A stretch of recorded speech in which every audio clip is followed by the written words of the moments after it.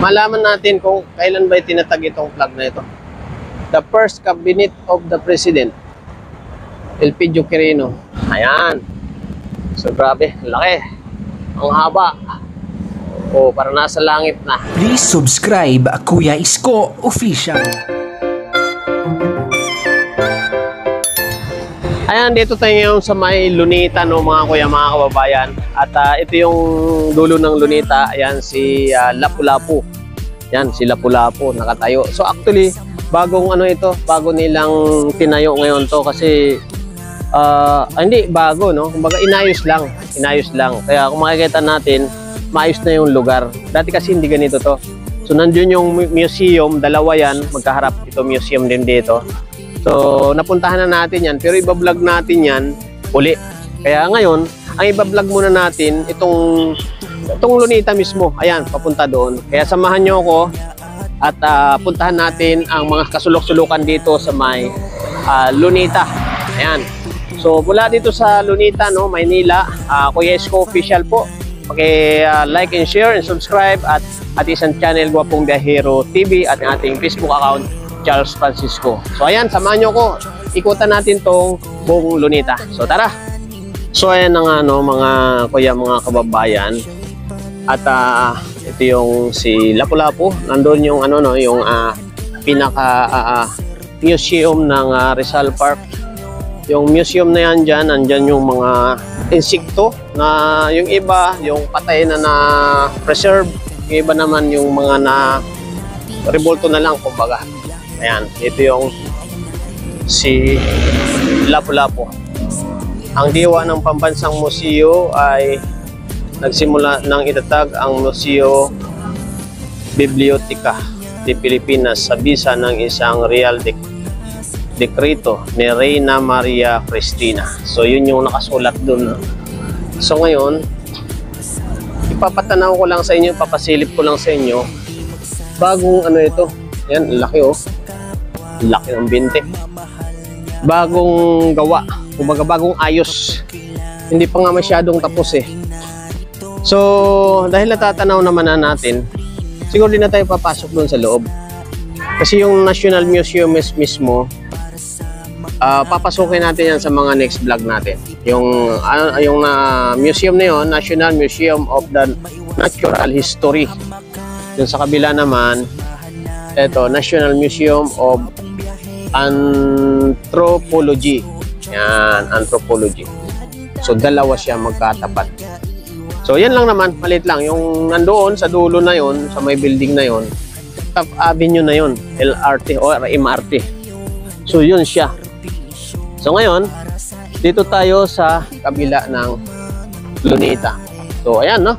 So naikutan namin kayo. Dito tayo dadaan para ikutan natin yung kabuuan ng Lunita at para maipakita natin sa inyo yung situation dito sa Lunita. So sa ngayon, araw ng Sabado, ay hindi ganoon kadami. Hindi katulad ng mga nakaraan panahon, talagang sobrang daming tao dito sa lugar. Pero ngayon medyo dahil nga Sabado siguro, limitado. So titingnan natin sa side doon sa area na yon.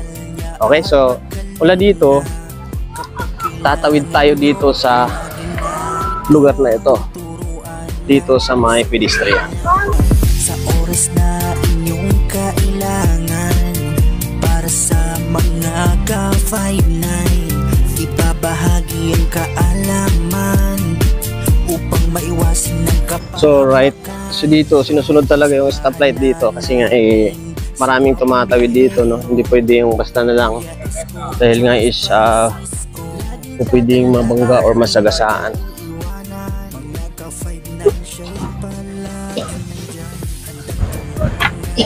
Dito nag-start, no, yung Lunita.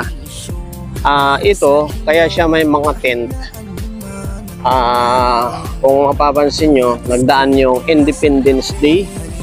Yung Independence Day ay nung June 12. Yung mga tent na yan dyan po, inilatag yung mga kumbaga yung mga kagamitan, yung mga Navy, AFP, BEP, lahat po ng kumbaga mga law enforcement sa buong Pilipinas, lahat ng sangay ng Pilipinas diyan po inilatag sa mga tent na yan.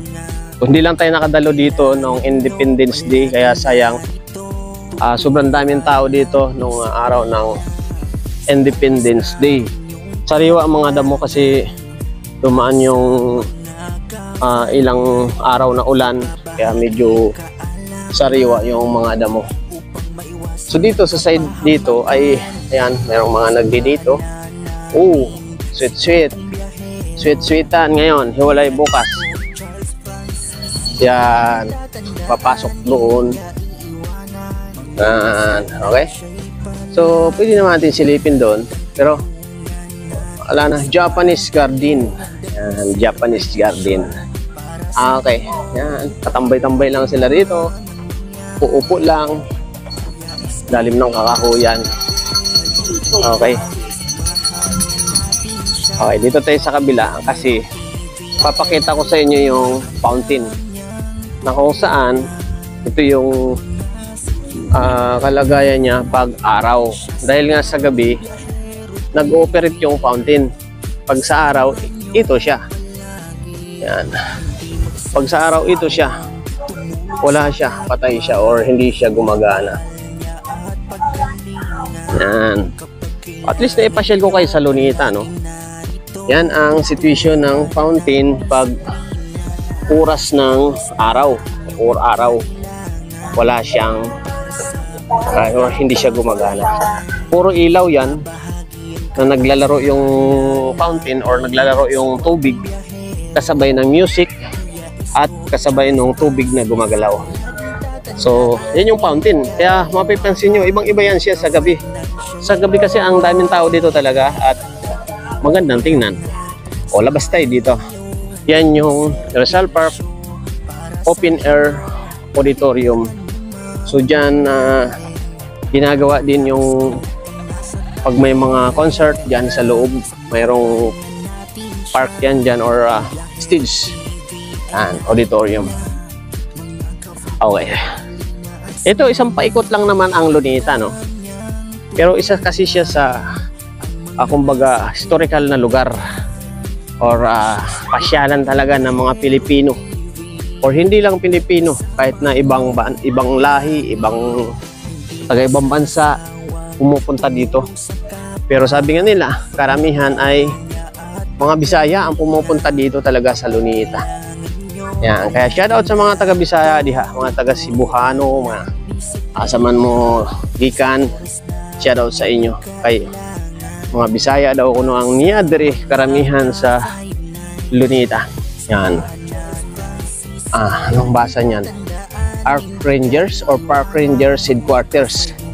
Okay, maganda dito para sa mga bata to.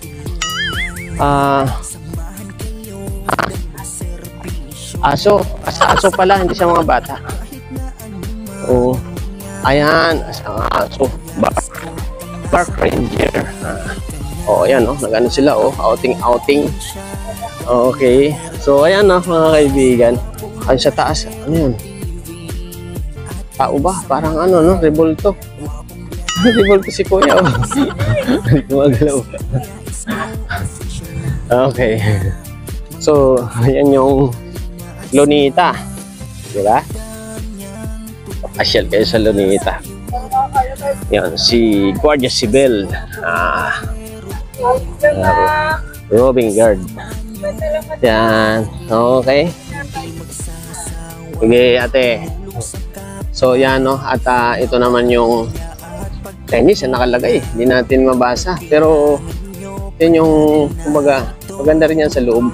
Tara, punta natin. Ikutan natin. Ay, ang ibon, dami. So, isa ito sa mga pinupuntahan dito, no? Yan, ganun lang naman ng Lunita. Okay.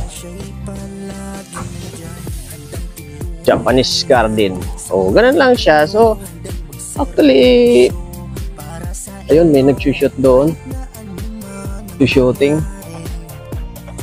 Okay. So, sunod abangan nyo, ang iba-vlog naman natin, update natin yung Manila Zoo. Yan, merong buhaya yata yan. Oh, magalaw-galaw. Okay. Yung nagsushoot doon. Chinese. Oh, so, ganun lang siya ang Lunita, no? Pero, pinupuntahan kasi ng mga tao to kasi dito sila nagpapahinga, nagre-relax. Okay, wag tayo lumapit doon kasi may nagsushoot to. Ha? Ayun, no? May nagsushoot to. Ayun, mukhang Chinese. Nagsushooting sila. Oo, ayun na. Anong pelikula kaya yan? Tara, balik tayo. Nagsushooting. Okay. So, masali tayo dyan sa actingan. Mahirap na. May nagsushooting doon, no? Siyempre, pag may nagsushoot, wag mong i-istorbohin. Kasi pag na-istorbo yan sila, masisira yung nila, momentum. Okay, so balik kami sa labas, no? Ayan. Ganda ng dito. Gumanda yung kulay ng mga halaman kasi nga ay kumbaga ngayon ay tag-ulan na ng konti. Okay. Tara. Let's go.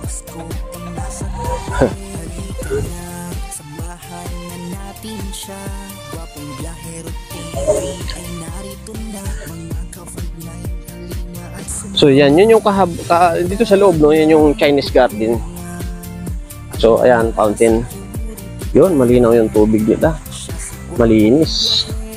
Okay. Malinis yung tubig. Ganda. Kulay asul. Okay. So, same lang din yun doon. Kung ikutan natin doon, same lang din siya. Ayan, may mga nag-date. So, dito kasi karamihan nag-date talaga eh. Kung nag-date dito, pupunta sa Lunita.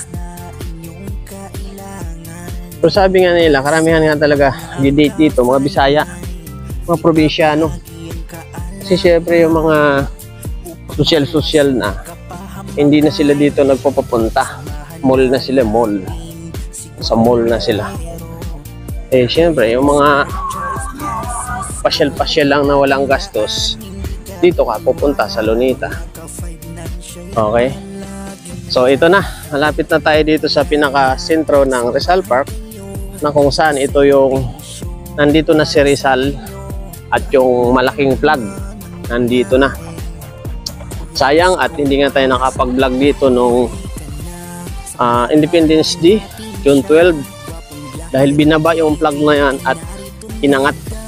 So sobrang daming nag-angat na tao dyan kasi napakalaking flag na yan. So next Independence Day pa natin uli masilayan yung pagbaba ng flag. So dito mayroong nagbabantay dito na Marines. Okay.